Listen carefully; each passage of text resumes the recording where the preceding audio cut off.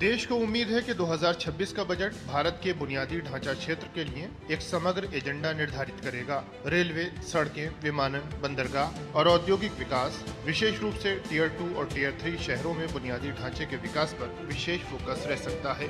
पिछली बार केंद्रीय बजट 2025-26 में बुनियादी ढांचे के लिए 11,21,000 करोड़ रुपए कैपिटल एक्सपेंडिचर का प्रावधान किया गया। साथ ही राज्यों को 1.5 लाख करोड़ रुपए का ब्याज मुक्त ऋण मिला, जिससे केंद्र और राज्य मिलकर विकास करें। बुनियादी ढांचे पर ये प्रमुख फोकस प्रगति, नवाचार को बढ़ावा देने, रोजगार सृजन और नागरिकों के लिए जीवन की गुणवत्ता में सुधार के लिए एक मजबूत नींव रखता है। देश को $4 ट्रिलियन की अर्थव्यवस्था बनाने के लिए बुनियादी ढांचे पर फोकस सरकार की नीतियों में भी स्पष्ट नजर आता है। किसी भी अर्थव्यवस्था में निवेश करने से पहले निवेशक बुनियादी ढांचे के विकास को एक अहम पैमाने के तौर पर देखते हैं। ताज़ा आंकड़ों में बुनियादी ढांचे पर सरकार का कुल खर्च जीडीपी का 3.1% तक पहुंच चुका है।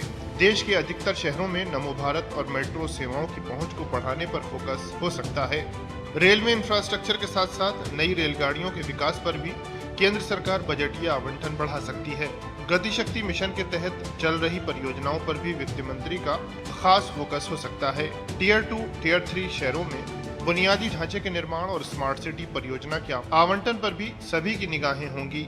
देश में लॉजिस्टिक कॉस्ट को कम करने के लिए मल्टी मॉडल कनेक्टिविटी पर भी बजट का फोकस हो सकता है।